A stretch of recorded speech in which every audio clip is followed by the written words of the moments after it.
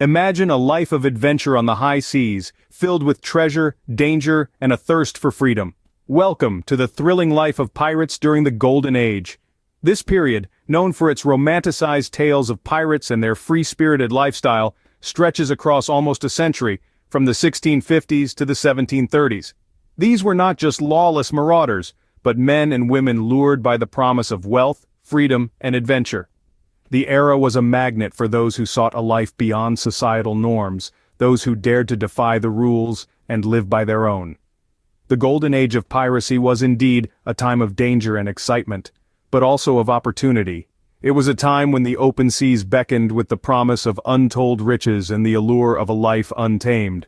As we embark on this journey, brace yourselves for a thrilling voyage into the Golden Age of piracy. The Golden Age of piracy didn't happen overnight. It was the result of a perfect storm of circumstances. Imagine a world with no job prospects, where the only employment was fraught with danger and uncertainty. This was the reality for many sailors following the end of the War of Spanish Succession. Hundreds of sailors found themselves out of work, and desperation led them to a life of piracy. At the same time, bustling port towns were springing up along the coastlines of the Caribbean, the American colonies, and West Africa. These towns were lively, chaotic, and full of opportunities for those willing to bend the rules. Pirates found a safe haven in these places, a place to rest, replenish, and revel in their ill-gotten gains. They were the ideal conditions for pirates to not just survive, but thrive. The stage was set, and the Golden Age of piracy was about to take the world by storm. With the stage set, pirates took to the seas, making their mark in history.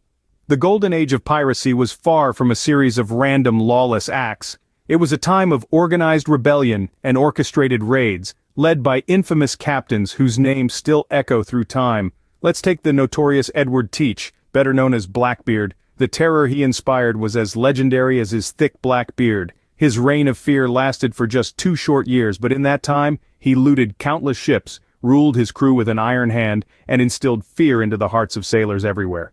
Then we have William Kidd, a Scottish pirate who was less fearsome but just as influential. Unlike most pirates, Kidd was a privateer first, which meant he was legally allowed to capture enemy ships during wartime. But the line between legal privateering and illegal piracy was thin, and Kidd crossed it one time too many, leading to his downfall. These pirates and their crews didn't just pillage and plunder, they also lived by a code of conduct, a pirate's code, if you will. This wasn't the stuff of Hollywood movies, but a real democratic way of life.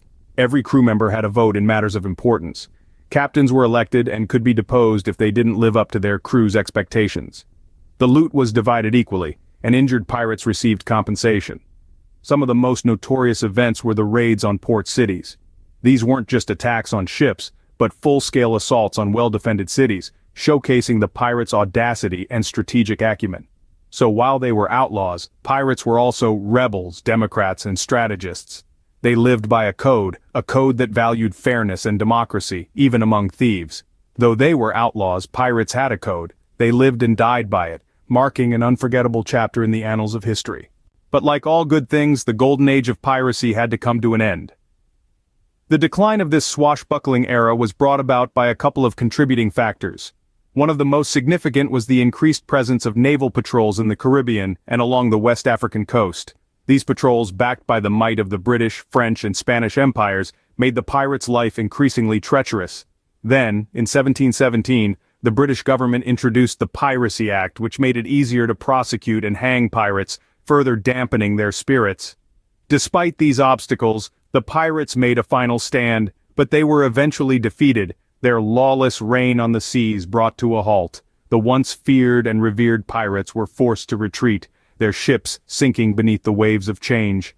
And so, the golden era of pirates faded into the sunset, leaving behind a legacy of tales that will forever stir the human imagination. The Golden Age of piracy left an indelible mark on our history and culture. It seeped into our literature, inspiring tales of adventure on the high seas. It influenced our films, casting pirates as both villains and heroes. It even shaped our fashion, with pirate-inspired attire becoming a staple in certain circles. So, as we sail away from the Golden Age of piracy, we are reminded of the timeless allure of these sea robbers and their thrilling tales of adventure and rebellion. The Golden Age may be over, but the legend of the pirates lives on.